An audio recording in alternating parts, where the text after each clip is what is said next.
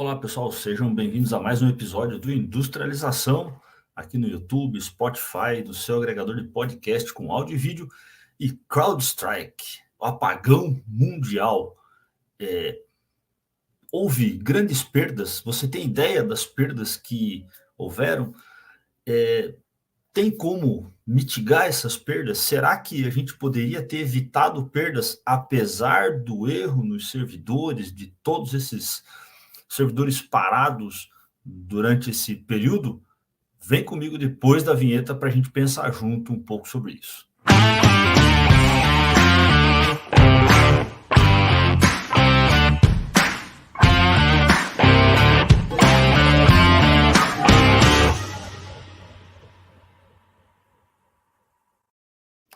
Pois é, pessoal. Nessa última sexta-feira, dia 19 de julho de 2024, esse episódio vai ficar super datado, mas a gente não vai falar só sobre o episódio do apagão mundial. Vamos pensar um pouquinho junto aqui, se existem técnicas, se existe alguma forma de mitigar, de evitar as perdas, né?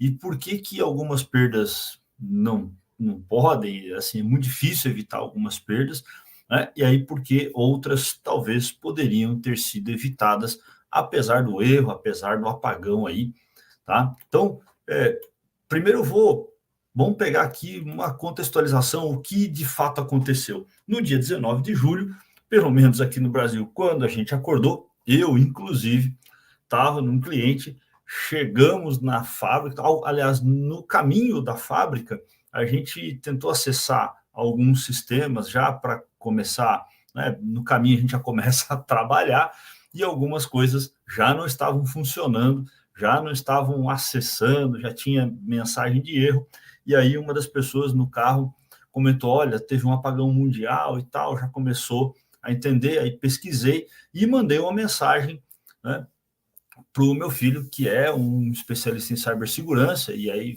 fala como era uma notícia de um apagão por um problema, né, talvez de segurança e tal, né, eu já mandei uma mensagem para ele, ele me mandou as matérias falando aí dessa atualização do Falcon, que é uma parte ali de um sistema de segurança, incluindo antivírus e tal.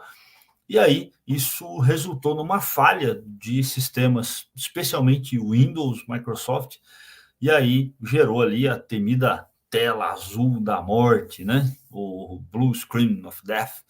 E aí se o Windows falha, falham também bancos de dados, aplicações, sistemas de servidores de comunicação que estão rodando, que estão sendo executados nesses servidores Windows.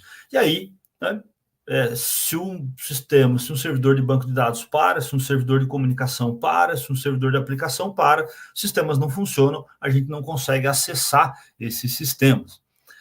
E aí conversei com algumas empresas que não estavam com problema, já comecei a entrar em contato com algumas pessoas, e essas empresas comentaram, a gente não usa o CrowdStrike, a gente usa o concorrente do CrowdStrike, que não teve nenhum problema, né? E só para vocês terem uma ideia de impacto, as ações da empresa caíram 11% no dia do incidente.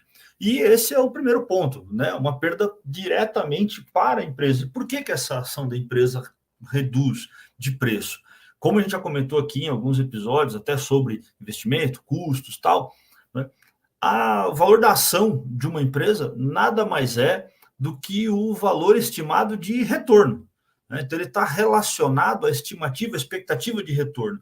E com esse incidente, já se tem uma ideia de que a empresa vai ter custos adicionais, que a empresa vai sofrer processos, provavelmente vai receber multas de alguns clientes, de alguns órgãos regulatórios, e que ela vai perder vendas no futuro. Ela vai, com certeza, perder alguns clientes atuais, perder vendas, vai passar por alguma dificuldade de caixa aí, tanto com redução na geração de receita, quanto aumento aí em alguns custos imediatos.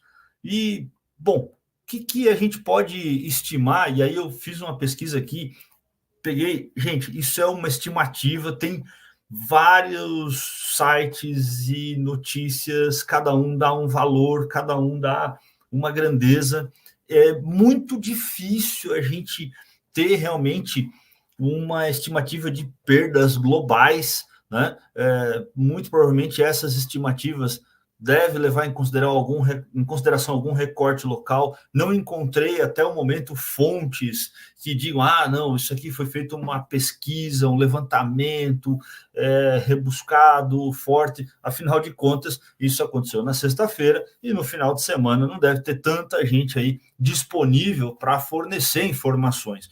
Então, aqui com certeza são estimativas muito do tipo conta de padaria ali que a gente costuma falar, né? Talvez com alguns dados históricos, com alguns dados aí que as pessoas que fizeram essa estimativa tiveram até esse momento. Eu trouxe um compilado aqui de várias coisas, tá?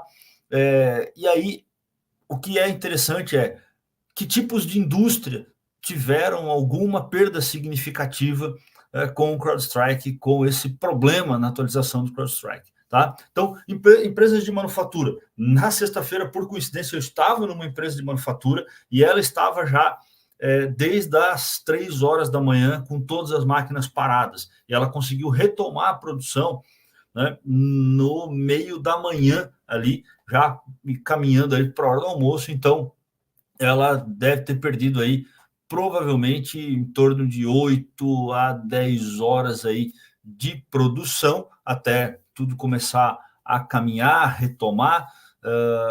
Então, tem perdas aí significativas, e aí perdeu faturamento, perdeu, não conseguia fazer carregamento, né, carregar caminhões, não conseguia emitir nota fiscal. Então, essa empresa já parou completamente. Então, empresas de manufatura pararam completamente, algumas parcialmente, outras, e a gente teve grandes perdas aí de produção, tá? E aí estima-se um número aí de aproximadamente 300 milhões de dólares em perdas devido à paralisação de produção e atraso no envio de peças. E isso pode ter um efeito em cascata, né?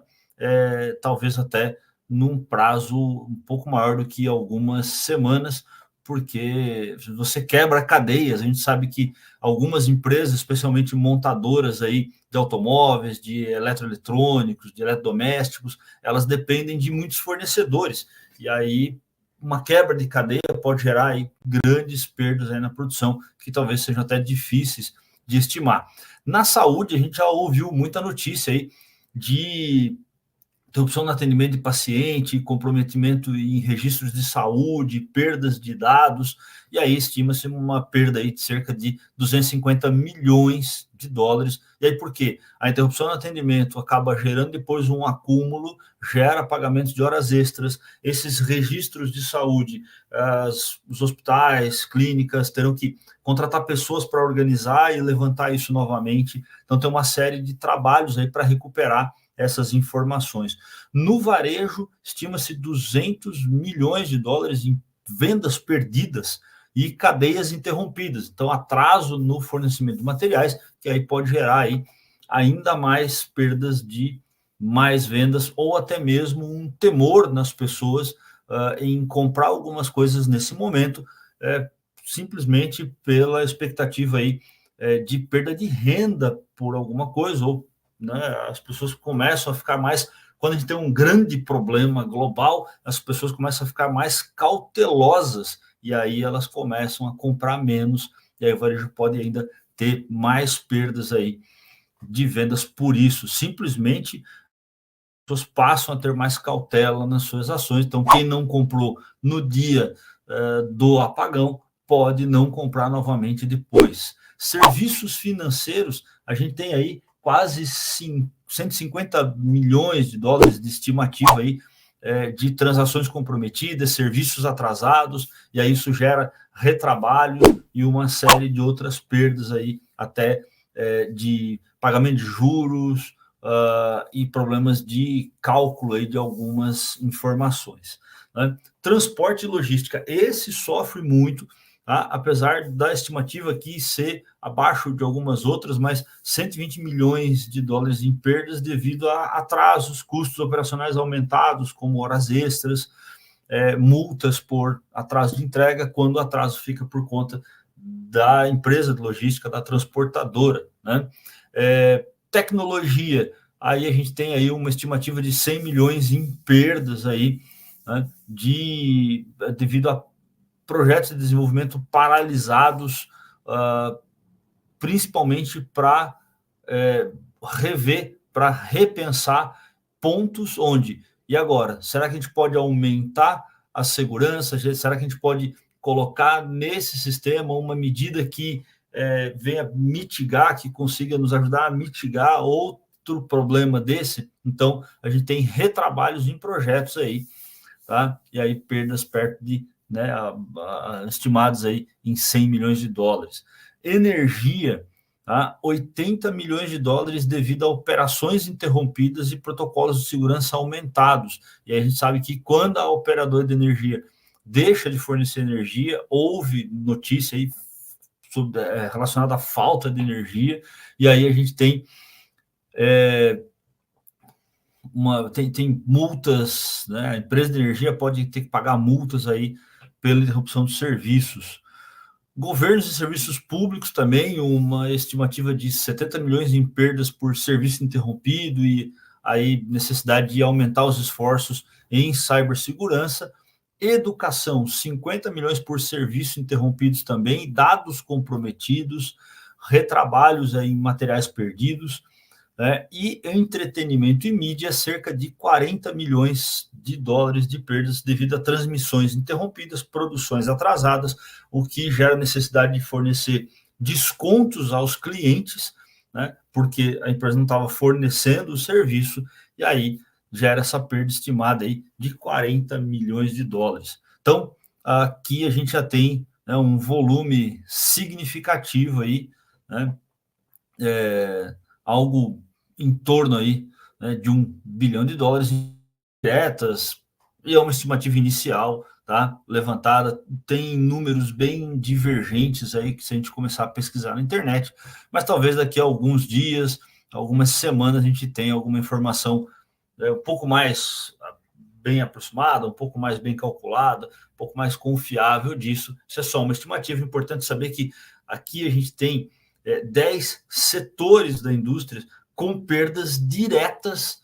devido ao apagão gerado aí pela CrowdStrike. E mesmo empresas que não usam CrowdStrike, mas usam, por exemplo, os seus sistemas, ERP, controle de produção, comunicação com o governo, comunicação com a empresa de logística, se essas aplicações estão hospedadas num cloud que utiliza o CrowdStrike, essa foi a situação de uma empresa que eu estava na sexta-feira, de outras empresas que eu tive contato na sexta-feira, simplesmente elas usavam o cloud, né, de uma empresa que usava o CrowdStrike. Então, elas foram atingidas indiretamente, né, indiretamente. E com isso, esses números, a gente não sabe o quanto isso pode se estender, né, o quanto esse efeito cascata aí pode se estender. Beleza, pessoal? Essas são as 10 perdas. E agora, isso poderia ter sido evitado? Bom, uma coisa que pode evitar perdas em casos de crashes, em casos de apagões, esse tipo de coisa, né, pode ser uma boa análise de risco. E uma boa análise de risco ela passa por 4 grandes passos ali, 4 grandes etapas, né? Que é, primeiro, a identificação do risco, reconhecer ameaças potenciais como falha de software, ataque cibernético, interrupção de serviço, né? E nesse caso, poderia ser um risco. Quais softwares podem falhar? Quais sistemas podem falhar? Quais equipamentos podem falhar? Onde essa falha pode ter impacto? Então, a gente vem para o segundo passo, avaliação de impacto, né? Determinar a probabilidade e o impacto de cada um desses riscos. Então, tá bom, esses sistemas podem falhar, qual o impacto dessa falha? O terceiro passo, que é a mitigação de risco, qual a estratégia que eu posso adotar para mitigar o risco? Eu posso ter redundâncias? E aqui, gente, não tem uma fórmula mágica, cada empresa, cada pessoa vai ter um recurso finito e aí ela vai conseguir definir para quais riscos, né? Quais riscos você vai conseguir investir em redundâncias, quais riscos você vai conseguir investir em recursos, né, de contingência, por exemplo. Tá? E essa contingência também tem que ser orçada. Então, nem a gente não vai ter, e nem todas as empresas, nem todas as pessoas vão ter redundâncias, contingências para todos os riscos mapeados. Então, alguns riscos pode ser que você classifique aquele risco como muito baixo e aí você não queira investir, não queira colocar recurso, dinheiro em, em sistemas de contingência, em sistemas de redundância para aquele risco, porque é um risco que não gera risco de morte ou risco de perdas significativas. As perdas que aquilo ali pode gerar e a probabilidade de acontecer é tão baixa que não compensa deixar o dinheiro aplicado ali. Se você pega aquele valor, né, aquele dinheiro, e aí você coloca numa aplicação, a perda calculada, a perda estimada é menor do que o valor que você ganha com aquela aplicação. Então, essa é uma ideia de pensar em mitigação de riscos, tá? E você faz, por fim, né, o quarto passo, o monitoramento dos riscos. Então, identifica o risco, avalia a probabilidade de acontecer, o impacto, como você vai mitigar esses riscos, quer dizer, se você consegue mitigar e qual o custo para mitigar, e aí você vai monitorar para saber se realmente você tem que manter aquela redundância, aquela contingência, porque você tem uma determinada ameaça. Tem um problema que a gente não faz esse monitoramento. Poucas empresas têm uma boa matriz de risco com um monitoramento de fato contínuo, com cerimônias, com reuniões periódicas para monitorar de fato os riscos e rever de tempos em tempos o plano de contingências. E a gente começa a confiar muito nas coisas que estão dando muito certo. E confiando muito nessas coisas é onde um problema desse pega todo mundo, como a gente diz no bom português, de calça curta, né? Pega todo mundo despreparado, né? A gente abandona. Eu conversei com algumas empresas que o pessoal comentou: a gente tinha um plano de contingência, a gente tinha um formulário de papel que a gente podia usar em caso de parada dos sistemas de monitoramento automático, a gente tinha formulários, a gente tinha planilhas de Excel em pendrives e nas máquinas, a gente tinha meios de comunicação por telefone e tal, para caso acontecesse alguma coisa, criados ali quando parou o WhatsApp, quando parou o sistema, quando já teve um outro problema no passado, mas conforme as coisas foram se normalizando, conforme as coisas foram conforme os problemas foram reduzindo de frequência, de incidência, essas redundâncias, essas contingências foram deixadas de lado, e aí, nesse momento, essas empresas, essas pessoas não tinham mais como tratar isso, né? E aí, como que eu penso num plano de contingência? Plano de contingência é um conjunto de ações que são pré-definidas, eu preciso ter um descritivo disso, né? E aí eu preciso ter um plano detalhado para cada tipo de incidente, né? Um plano, então, talvez uma tabela com falhas e ações, treinamento das equipes, então as equipes têm que saber o que fazer, né? Então tá bom, eu uso sistemas, tal, mas eu tenho lá num armário, num determinado local, um formulário pré-impresso, caneta, e aí, se os sistemas pararem, se a internet parar, perdão, eu começo a distribuir esses formulários para a fábrica e a gente continua trabalhando normalmente. Então a equipe tem que estar treinada, tem que haver comunicação. Quem eu devo comunicar se os sistemas pararem? Quem vai decidir se vai colocar em prática o plano de contingência ou não, né? E aí eu vou implementar isso para os pontos onde eu preciso garantir ali realmente a continuidade do negócio, né? Quais pontos que podem realmente quebrar uma continuidade, gerar uma multa para a empresa, gerar um problema até de risco à vida para quem está nas áreas relacionadas à saúde e insumos para a própria saúde, né? E depois do incidente, cada incidente que acontece, a gente tem que parar, reunir quem colocou o plano em prática e como foi a eficiência, o quanto aquilo ajudou realmente, se poderia ter sido melhor ou não, mais fácil ou não, e aí já revisa isso para os problemas futuros, né? Isso ajuda a empresa a se fortalecer. Isso é resiliência. A empresa, a cada incidente, parar, pensar todo mundo junto, melhorar os planos de contingência, e aí ela está mais forte, está mais bem preparada contra os incidentes futuros. Então, gente, né, recapitulando para a gente encerrar aqui o episódio: análise de risco, identifica os riscos, avalia o impacto, a probabilidade de acontecer, como você vai mitigar os riscos, né? E uma dessas formas de mitigar riscos é fazer um bom plano de contingência, monitora, ver se aqueles riscos estão mais próximos ou não de acontecer, né? E o plano de contingência tem que ter preparação, planejamento, treinamento de equipe, um sistema bem definido de comunicação. Eles têm que garantir a continuidade do negócio, e você tem que fazer uma revisão tanto da matriz de riscos quanto do seu plano de contingência após cada incidente, né? Então, espero que esse incidente do CrowdStrike, infelizmente aconteceu, infelizmente muita gente teve grandes perdas com isso.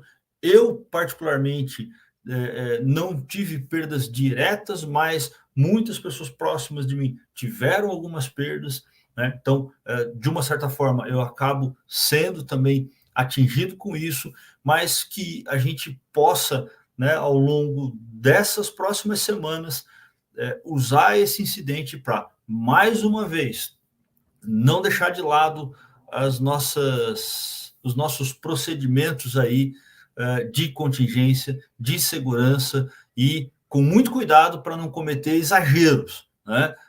Que a contingência ela não custe mais cara, né, do que a perda provável, tá? Então, essa é sempre a conta que a gente tem que fazer, tem que pensar. Para fazer isso, abusem dos brainstormings, mapas mentais, né? E uma boa dose de benchmarking aí com empresas, pessoas que você conhece. Pessoal, espero que vocês tenham gostado desse episódio. Comenta aqui se eu deixei algum ponto importante de fora. Comenta aqui se a sua empresa teve perdas, se você teve perdas e como você acha que poderia ter evitado essas perdas, ou se realmente deveria ter trabalhado para evitar a perda, ou se não era realmente viável. Talvez era possível, mas não era viável economicamente. Então comenta aí como foi o seu caso aí com esse incidente do CrowdStrike, né? E continue com a gente, curte, compartilhe o vídeo, se inscreve no nosso canal aqui para se manter atualizado com todas essas informações, notícias, conhecimentos sobre indústria em geral, transformação digital, análise de negócio, e até o próximo Industrialização aí, com mais assuntos interessantes para vocês.